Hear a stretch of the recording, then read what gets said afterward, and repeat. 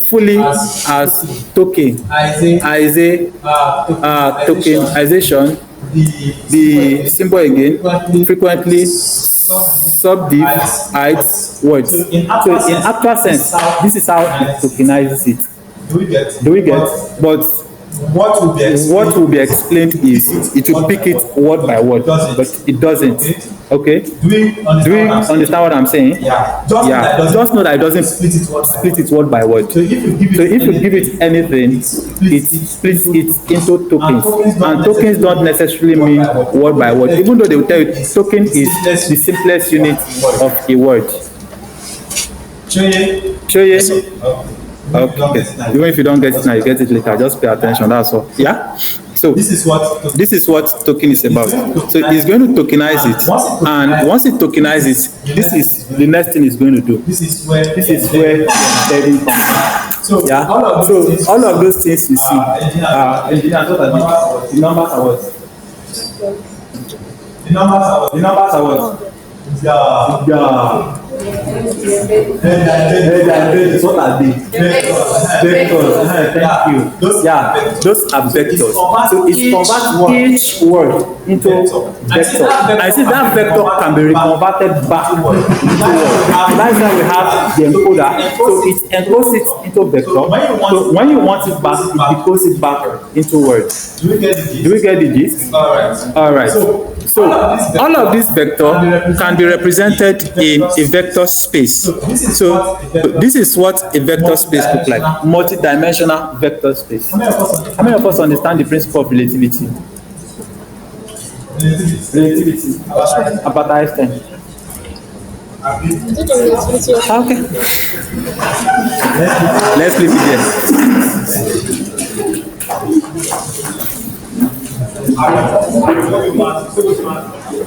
All right. So when it embeds in its memory, this is how everything looks like. Forget the fact that this is word. Yeah. But in its memory, it is just vectors, numbers in a multi-dimensional space. So this is multi-dimension. When we have our straight line graph, what dimension is that? Our straight line graph is in what dimension? Yeah? No. Yeah, it's in two dimensions. The x and the y.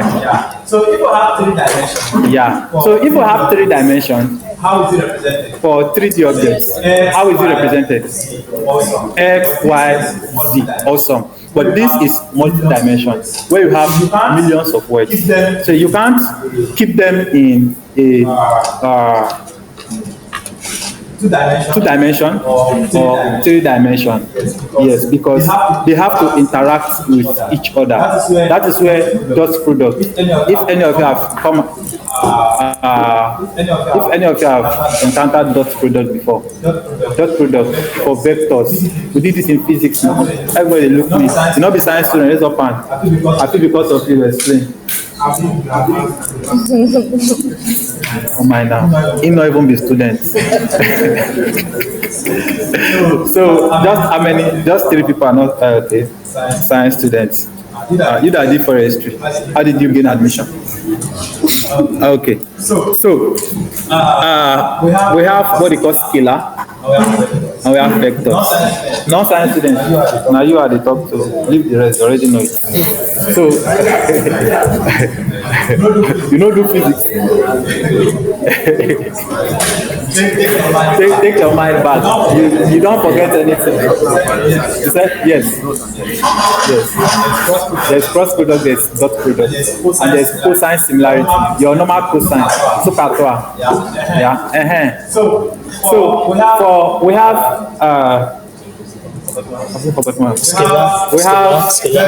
vector and we have what? Scalar. Yes. So that vector that you did back there, the vectors can be used to represent things in dimensions. All right. So that's why we can have things like all of your database.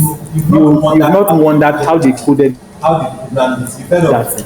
how they program this. You've heard of graph database before. All of those stuff, yeah, is all of these mathematical concepts they brought into it to make all those things into a reality, that it becomes as though it is an object that you can interact with. Without this dimension, without all of this scalar vector, all of those things will not be a possibility. So when you have numbers, your numbers can be represented in a vector format, and if it is represented in a vector format, means operations can be performed on them. Do you know what I'm saying? All right. So that is what, like, a common sense understanding of what vector is. But in the real sense, this is not how it shows. It shows in arrays of number. Yeah. So the letters, the words are added just to show what each is, and it can be multiplied, it can be added, it can be subtracted. All right. So that is what this is about. Okay. So let me move to the next picture. Yes. So here now we want to check the relationship between niece, nephew, and how it relates with woman and man. So in a vector space, where is the direction of woman and where is the direction of man? Where is the direction of niece and where is the direction of nephew? So it picks its closest. Remember, it is number. So it's going to look what number is closer to me. So if I have an array of 3, 4, 5, yeah, and I have another array of 2, 3, 4, 5, and I have array of 1, 2, 3. You see, in reality, they're kind of closer to each other. Compared to me having an array of 1, 2, 3, and I have array of 15, 16, 17. Those will be far away from each other. Yeah, and also I have an array of 1, 2, 3, and I have array of -1, -2, -3. Those ones will also be what? Far apart. Because if you are looking at the dimensional space, you're also looking at number line. Please remember number line. Yeah, you know it have the positive part, the negative part. Yeah, even your straight line, your 2D straight line graph. Yeah, so you have this positive, negative. Awesome. Yeah. So if they are having negative numbers, those are obviously opposite each other. So let's say niece and nephew are in the negative, and man and woman are in the positive. So trying to check the relationship, you obviously have to calculate for male, for man and woman, then see how it's also equivalent to what male and female. For nephew and niece. When you are done with all of this calculation, it's going to tell you that these two is somehow related to this other two, and it will connect it to another vector, which is family, a word called family. Do we get the picture I'm trying to paint? Yes, sir. Yeah. So it will somehow connect it to what? Something called family. Means niece, nephew, a family, man and woman somehow are also in the family tree. Do you get? So this is like the thinking of the whole transformer. Okay, it will get clearer. So what is the next picture? So this one talks more about father, mother, man, woman. It's almost still explaining the same thing. The idea behind this picture is just to show you how things are related in multi-dimensional array. How things are represented there. Okay, remember again, you don't have words there because your machine cannot read words. What do we have there? Vectors. Yeah, so that is why it's able to do all of the calculations. Yep. And all of these vectors are what? Embeddings. So it can also tell you relationship between words. This is micrometer, millimeter, meter. So all of them facing the same direction. It says somehow all of these words are related in the vector space. So if you have seen a rag, if you have interacted with rag before, don't worry, I'll talk like different new concepts. Okay, some will confuse you, some will not confuse you, but don't bother. It's just awareness. All right. So in a rag, everything in the external memory now. So I will divert our attention a little bit. So when we have our normal chatbot, the GPT you are using, that's memory. yeah, is hosted somewhere. So when you build RAG is called augmented memory. You are the one that built that memory yourself, because you don't want your company data to leak out. So you cannot pack all the data of your company and put it inside GPT, or else another person will be prompting GPT and is asking, what is the secret of trade? And you see that everything in your company is showing, and that is, apart from data privacy issue, that is problem for your own company, because somebody could steal their trade secrets and all of that. And since your company needs to use GPTs, so what should be done? There should be a way to create an augmented memory for that your GPT. So the same large language model, but you have to build an external memory for it. So let's see it this way. We have a system having its own what is it called now? It has its own memory on it. Do we get? It has its own memory on it, and you have an external hard disk. So anytime you need information that is not in the memory of this system, you can go to your external hard disk to retrieve information from it. But that doesn't mean that your system as a whole, your system memory is seeing what is inside your external hard disk. It doesn't have access to it. Except you decide to save it. It doesn't save. By the time you unplug it, it unplugs. Do we get? And there is no trace of it inside your system. So that is what augmented memory is about. And why am I talking about augmented memory? To build that augmented memory, yeah, you have to vectorize all of those information by embedding it. So everything becomes just numbers. Do we get? So even if the LLM is trying to pick it, all it is picking is number, and it just reformat it for you and give you a structured output of your company's data. So it doesn't have access to your company data. It only brings it as numbers, and the number doesn't make sense to it. It decodes it and gives it the output, and that decoding is not happening inside its own brain. It's just one of its own functionality. Do we understand? It's a lie.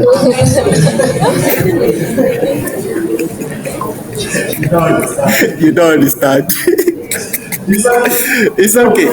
So to drive it home further, what is the meaning of GPT? Let's start from here. So you have generative, you have pre-trained, you have transformed. So those three words mean something, and they focus on different functionalities. Yeah. So the generative is the one that goes, okay, this is what is coming from the transformer. So I can always go and pick it. So that's why you can always see it, give you things in real time. Look as though it is not thinking, even though they've helped us to add thinking. It's a lie. Not thinking anything. Just bringing what is in the memory. Yeah. So once those things come, it decodes it and it keeps generating for you. Yeah. So the pre-train is what was done at the back end when they were training it on the data. That is the pre-training. Are we getting it? Now, in a RAG, what is actually happening is the generative part in your RAG. So when you have the augmented memory, and it has used cosine similarity or dot product to look for what is similar in what you are looking for. So once it takes it, the generative part of the LLM just plugs on what it retrieves. So it generates it for you. And that is why you can see. So it's not like you have built your own GPT, but at the same time, it's not a GPT. It is the existing GPT. But what you did was just give it an external brain to function with, so that you don't have data leakage. All of this story is just to explain what generative is about and what embedding is about. That's your company data. What is happening to it is that you embed it, and that embedding is stored inside a vector database, because you cannot store embedding any other place apart from what? A vector database. Do we get? And a vector database, what does it contain? Vectors. And what are those vectors? Your numbers, your data. And what happened to your data? Before your data can get inside that database, what will you do to your data? You are going to what? Tokenize it. All right? Even though there is a step behind that, First, you chunk because it's sentences. You can chunk in different size. Then after chunking, it tokenizes it, and that tokenization is converted into embeddings, numerical equivalent, and that your embeddings is stored in a vector database, and your vector database mathematical operation can be performed on it, either dot product or cosine similarity. What is the dot product doing? It's looking for, this is the user prompt, this is my brain, what looks alike? So it look okay, this looks alike, and it drags it out. So the generative part of the large language model picks it, refine it, and generate it for you. Do we get? So all of these are still principle of embedding that I'm trying to explain. So at this point, is there anybody lost with what embedding is, or what embedding looks like, or the sense behind embedding in a transformer? Question, guys. Sorry, I'll use you people's break. No wonder this person they call me. All right, your question. If we say the vectors are multidimensional, can we say they are tensors? Sorry, come again. If the vectors are multidimensional, can we also say they are just tensors? They are not multidimensional. They can be represented in a multidimensional space. Tensors are represented as vectors because tensors themselves, why they have to bring in tensors? Sorry, I'm going advanced, but again, you have to hear all of these words. Yeah. So when next you hear it, okay, I've heard this before. Yeah. So if you don't have the perfect understanding, now again I'll say it's fine, but don't lose interest in listening. That is the key thing. Now, tensors. How do I make everybody relate now? So we have just a number is called scalar. Let me take us back to physics, guys. Since most of us did physics, let me take us back to physics. So when we're doing what is that topic? The topic that I did with scalar and vector. It's a topic. Is that? It's a topic on its own. Okay. So when you have a single number is called a scalar quantity. Yeah, scalar and vector quantity. Yes. So a single number is called a scalar quantity. Yeah, and it's on its own. What do we mean by scalar quantity? They only have magnitude. There is no direction. Yeah, but for vector, they are that what they have both magnitude and direction. That direction in the sense that you can represent it in a two-dimensional space. That was where we ended in secondary school. We never knew there is computation beyond two dimensions. Right? I don't know if they taught us in university. I didn't do science in university. As our secondary school, all we knew was two dimensions. So you have both the size and the direction. Okay, and you can do your x and y when we are looking for points. Yeah, you can do comma 2 bracket 2 comma 2 at this point. Then you pick another point bracket 3 comma 3, and they tell you to link it, and you can pick another one. So all of those things are vector and scalar operations in a dimensional space or in a two-dimensional space. But now when it begins to increase beyond 2 dimensions, you have your 3 dimension 3D. You can also do that in 3 dimensions, and some of us encounter that. Yeah. All right. So, but if it is now beyond that, it is now becoming tensors. And tensors, ordinary computer CPU, because it's much. Do we get? So you will see dimensional space of 1. Do we get? So you will see dimensional space of it. You have a single convolution. I think you have 128 by 128. It's much. And you are looking for the product. It's a lot to represent in a dimensional in a 2 or 3 dimensional space. So that is why we have multi-dimension, yeah, and all of the arrays can conveniently fit in both your what's it called now? Your 2D, your 3D, and your ND. You know what I mean by ND, right? If you know what ND is, sure. Yeah, multi-dimension. Thank you. All right. So do I answer your question? Awesome. So we move. So here is now one thing about what is it called? I'm trying not to move away. Lots of people hearing my voice. Okay. So one thing about transformer is that it gives context. Unlike the traditional RNN, the RNN and what is it called now? There's one more. What is the other architecture? There are two. No, not CNN. CNN is for picture. Okay. All right, remember, I'll call us back to it. No, not before itself. All right. So what happens is the normal deep learning do not keep context. It doesn't understand meaning. Are we here? It doesn't understand meaning.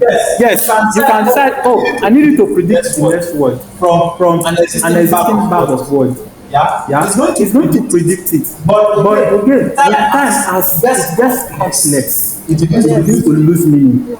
So it can start with the first three lines and it's getting it right. But the more it generates, the more it loses its context. And that is the problem that transformer came to solve. Transformer understand concept. And the idea behind this understanding concept is the shared attention. Why? Because it pays attention to itself first. So this is not recursive in nature. Like the RNN that will go over, look through. The more it looks, the more it loses its meaning. And the idea behind that is gradient descent. Okay? Yeah. Well, all of those are concepts on their own. Let's keep those on one. Sorry if I'm saying plenty things, but again, in the next 4 weeks, I assure you, if you hear all of this, you'll be happy. And you'll be able to say the way I'm saying it. Probably will say it better. Okay? All right. So, the problem that transformer came to solve is it helps us to understand what's it called now? Context, syntax, and meaning. Context in the sense that it's able to look, oh, this is mole, American true mole. One mole of carbon dioxide. Take a biopsy of the mole. One word. Different meaning. How do we know the one you are referring to? That is where concept comes in. And to solve this problem of confusion, that is where the transformer architecture comes in, because it helps the machine to understand concept. Do you get the idea? We got the idea. Which one? Idea. You got the idea. All right. You got the idea. No, you never get the idea. It's the idea. Okay. In 2 weeks' time, I will say you have gotten the idea, but now it's the idea. All right. So, do we understand the concept behind having to understand context? Yeah. Do we get that part? So if they're asking what problem did transformer came to solve, what problem is it solving? Yeah, understanding what context. All right. Okay. So this is it trying to pick. So American tree mole. It look at mole, this mole. By the time it converts everything into vector, so all of these things are vectors for each of the words. So what is it going to do? It's going to now look at the sentence one by one. So it look at this American stream mole and see that, oh, what could be the next? One mole of carbon dioxide, what could be the next? Take a biopsy of the mole, what could be the next? So its ability to decode what is next is its ability to convert all of these things into vector and do the cosine similarity. So which one is closest to this sentence? What could be the next word? So there is a bag of words already available that it can pick from. So I think I showed us that in the first picture. Yeah. So it has a bag of words. So it's now going to assign probability to all of those words. So which one are we likely talking about? Which of the mole? and if you want to add one more word, which one more word should it be? So it pays attention to everything. It look at the thing it's supposed to predict, then it pays attention to itself. So from what I've understood from all of these people, what could be the next person? So in that way, it's able to find context and meaning. Do you get the idea? Do you get the idea? Awesome. So we move. All of this will make sense. Don't worry. Just. Yeah? Yeah? If what? If what? There's always the word. Do you know how many billions of data they use in trading? It's a single large. That's why they call it large language model. Yeah.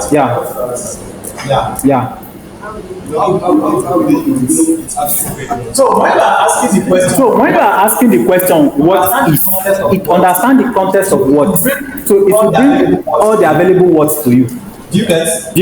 So remember, it's solving the problem of context. So when you say what, it knows what is. What is mole? You know that there are different representations of mole. So when it is generating for you, it generates all the possible scenarios of mole and bring it to you. So from there you can have prompt further and say, oh, this is not what I want. And you tell you, I'm sorry. Because when you are saying this is not, so it understood the concept of what you are talking about. So it apologizes that when you say this. So it sounds magical, but again, it's mathematics.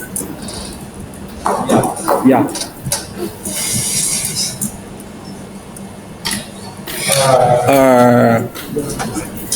So here it passes it through the attention. So if you can see those lines at the top, so that is the self-attention. So it pays attention to itself and like, okay, what is this person like? It picks it, it understands the meaning, goes to the next. So all of them just relate to themselves and it's able to tell you this is what we are talking about. Do we get? As I said, it's just mathematics. There is nothing strange about it. Okay. So eventually it's able to calculate that you are talking about the mole of what carbon dioxide. Yeah. So because it looked at all of it, paid attention to every single token. Yeah. So that is what all of those lines. So from mole it goes. What is the next one? Of carbon dioxide. So it just your attention thing. Yep. All right. And it's just the normal scenario of life. Like I used to tell the engineering students that whatever you pay attention to you. How many of us have played around that before? I could be a very mischievous person, and I've tried it 100 times. You see?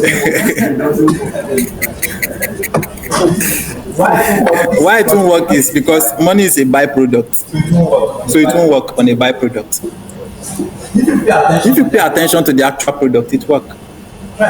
Try.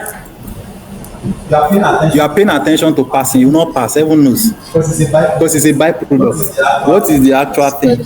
Read. And the more you pay attention to that book, the more it stays in your head. Abi?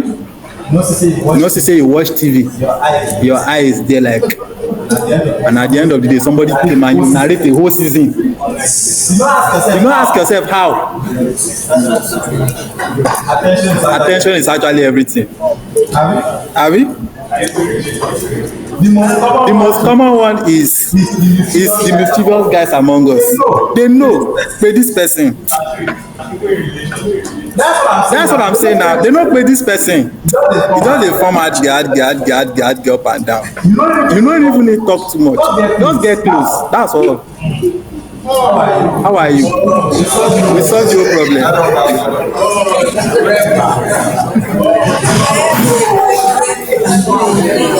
So does that validate that attention is everything? Attention is all you need, bro.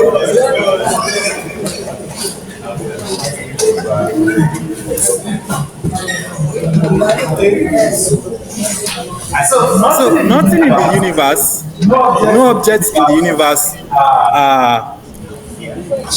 shies away from attention. No objects in the universe. You want anything to get better, pay more attention to it. It gets better over time. You want to have something, pay more attention to it. People will tell you knowledge. Some people, they are born. It's a lie. It's like being genius. The person only paid attention. That's what. Right. He paid more attention than you could. So he understands it deeper than you can. Yeah, and he gets it. Yeah, now this place is always clean. Why is it always clean? Some people are paying attention to it. You leave it for like a week, and you come back and see how it's going to look like. Your system too, the same thing. You don't use it for 1 year and come back to it and see if your keyboard will still work. Yeah. So even though you are not doing anything reasonable with it, so long you come every day, you open it, you close it, you open it, you close it, you on it, it is still functional. When you just stop paying that attention, it's off. Okay. So they just use the principle of life and bring it to mathematics and add code to it, and it gave them the results. So, any question? Yeah. Yeah.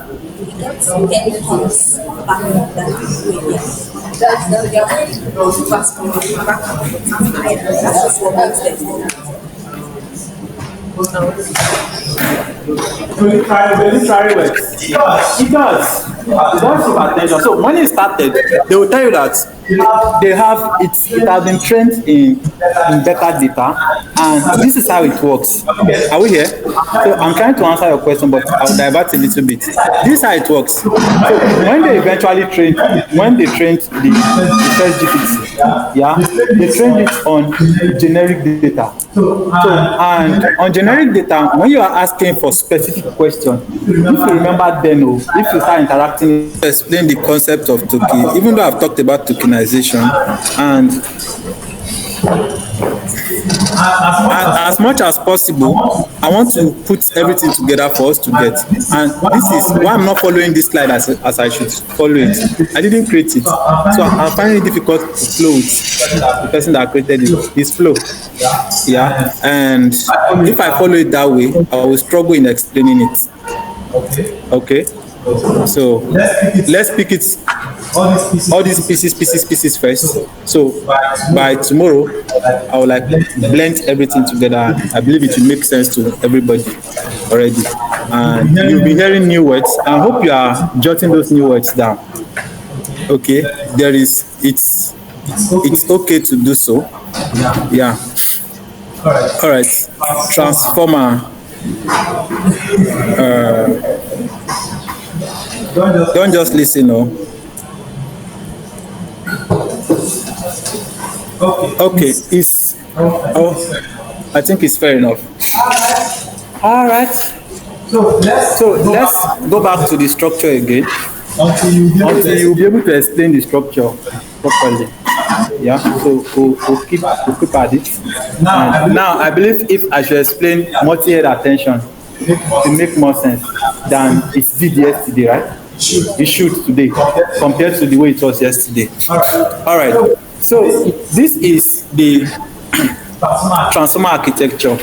Yesterday I said it's divided into two parts. The encoder, I expect more response because I'm not seeing anything. Yeah. So this is the encoder and decoder.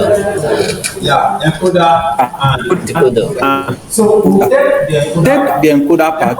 The encoder takes in the data. Now, as the data is coming, since it is test data, what happens to the test data? Yeah, it changes it into what? Tokens. Yeah, it changes into what? Tokens. And those tokens are further transformed into what? Vectors. Yeah, and the concept for converting tokens into vectors is called what? Embedding also. So once we have embedded, to keep context, to be context aware, yeah, what do we do to the data? Attention. to keep his position, to know this is where I am. Even though you now move from here to that place, what happens to it? What will you do to data? Yeah, so you give it positional encoding so that it knows that I am number one. So if you need to try carry number one to put there, you still understand that what I was number one or I am still number one. Do we get? So that is what positional encoding is doing. So once that has been done, the next thing is to move it into the multi-head attention mechanism. All right, and I've explained to us what the multi-head attention mechanism does. It's going to look at itself. It will look at every other thing around it. Why is it doing that? It's doing it to understand what? Context. Do we get? Do we get? So that is where the magic happens. Are we still in class? Then when it does that, it normalizes. Normalization has to do with keeping a value between 0 and 1. That is what normalization is about. Yeah? So if it takes all of the vectors, it ensures that there is no any vector having any number beyond 0 and 1. Yeah? So that is to make it readable. All right. Another idea behind that is so that it can, once it comes out, the softmax can work on it, and it also keep it in probability. And which probability is also what? 0 and 1. Do we get? All right. So here it moves into the feed-forward neural network.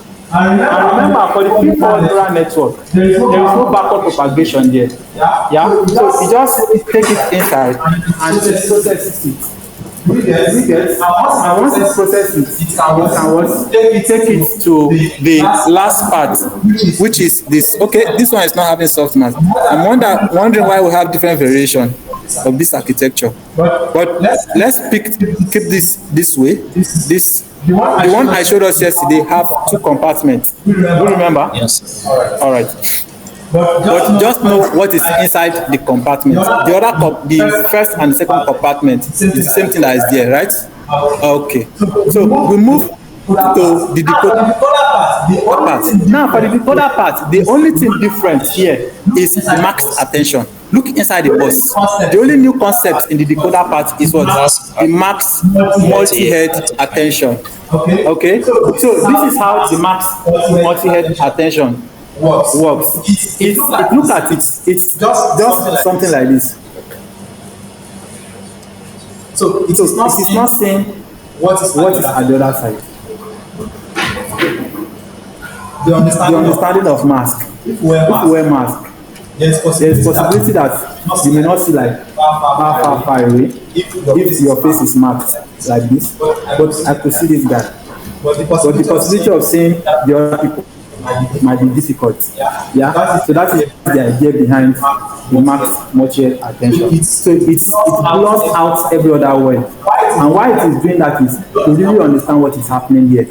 You get. So it's like taking that laser focus in what is happening around. Okay, and that is because it is at the decoder side. So it helps it better to decode better if the English is correct. But we understand what I'm trying to say. Okay, so that is what the maxed attention is doing. But aside that, every other thing looks the same. For the fact that, and if you check at the top, you have the linear, it linearizes it, all right, then add the softmax activation function. And what the softmax is going to do is to give us a probabilistic output. And I've shown us what the probabilistic output is like, right? We've seen that today, Shay, haven't we? Yeah.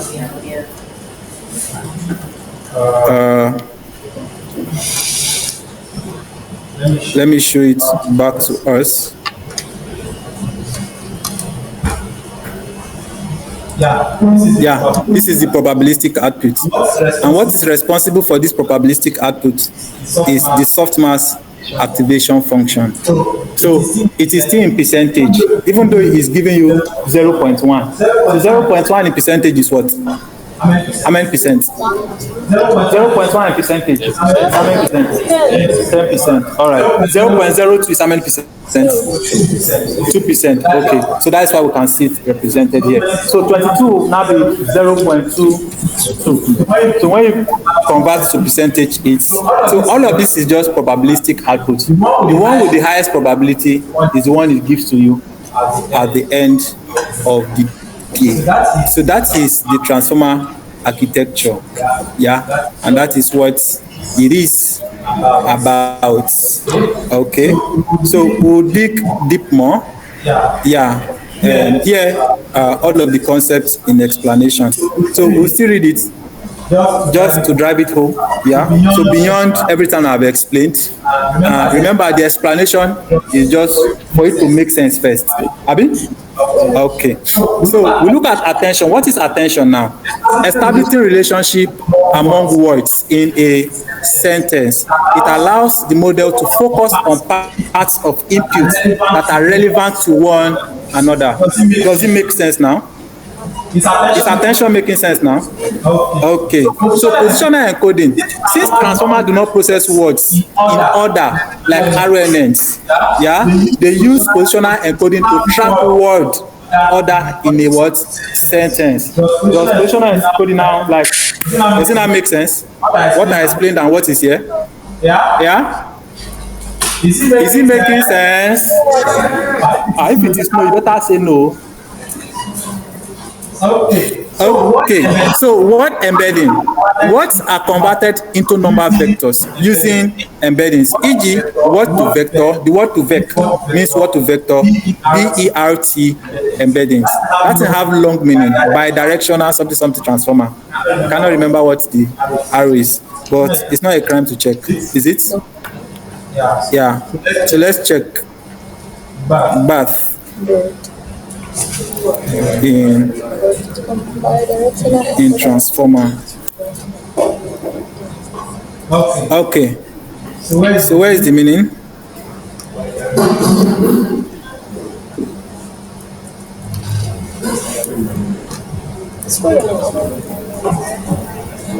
Have we seen it? Yes, sir. If you have seen me, I have not seen it. I should scroll.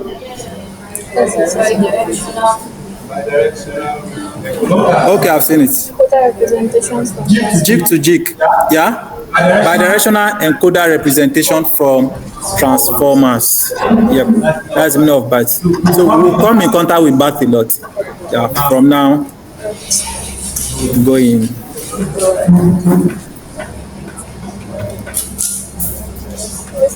Closing your tab.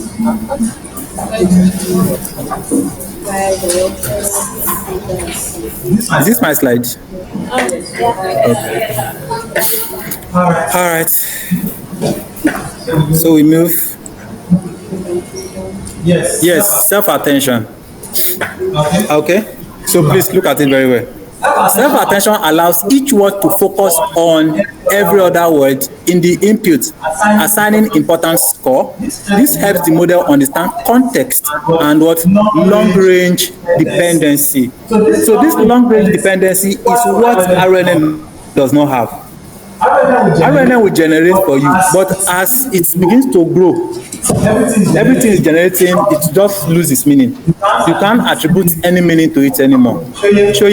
But transformer came to solve this problem using what? Self-attention.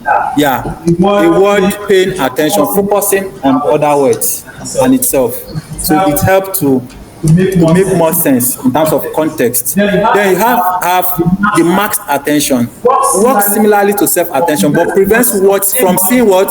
Future in the sequence. You now understand my illustration when I talked about wearing mask. Yeah? Also.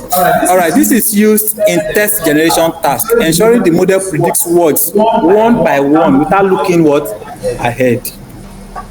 So you just give it this laser focus and it helps you to keep context in check.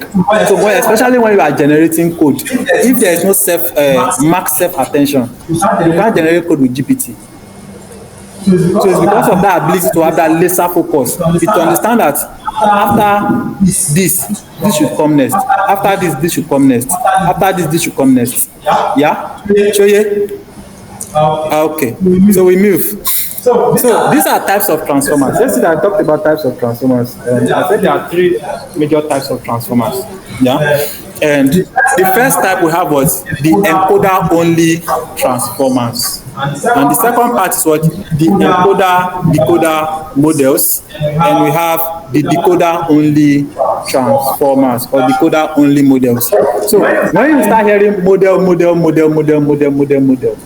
all of those models now, you begin to understand their classes, Okay. okay, and where they belong to. All right. So, what is the encoder only? Yeah, he said they are auto encoding models. What type of task do they carry out? Sentence classification, named entity recognition, extractive question answering, math language modeling. Examples: you have the bath, you have the robata, and you have what? The deep still bath. All of this again might still look strange, but when we get to hugging face, you'll be able to hug all of this and you understand what they mean in context. Are we still in class? All right. So you know that all models cannot be used to do the same thing. So in case somebody is telling you, oh, I want this type of, I want to build this type of AI engine. So you have to go back and say, what type of model fits this particular task? So your ability not to use a general model for the AI engine you are building is a skill on its own. So if you don't understand the types, you might just go and pick anyone so long it works. But all of them have their performance ratio, how well they perform and how less they perform. So the encoder only, in case you are highly challenged, let me call it again. 1, sentence classification, the task that is used for it, that it is used for. 2, name entity recognition. 3, extractive question and answering. 4, math language modeling. So entity named entity recognition. Do you have idea of what named entity recognition is? Named entity recognition. I know lots of concepts, but you will be able to. Named entity recognition. Example. Oh. Example now. Yeah. Don't say something. Just say. Just right. Trust me. Who is saying something? Name entity recognition. Okay.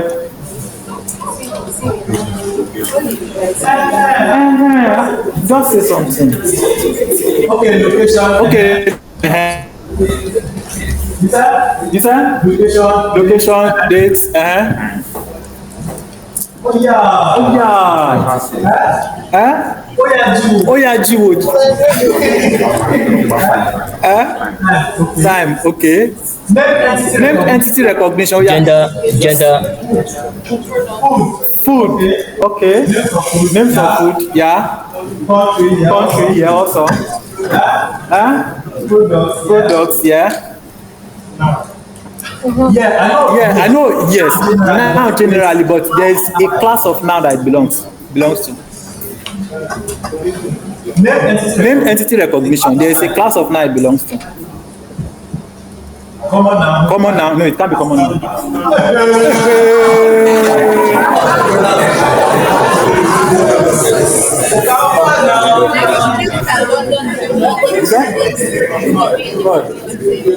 Okay.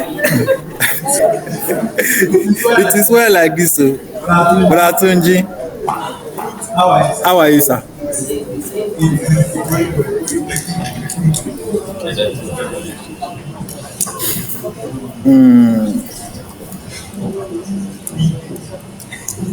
So check. At least one person should say something.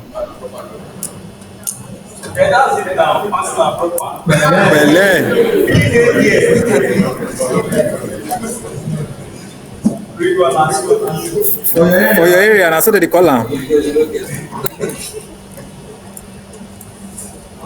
Smoke is needed.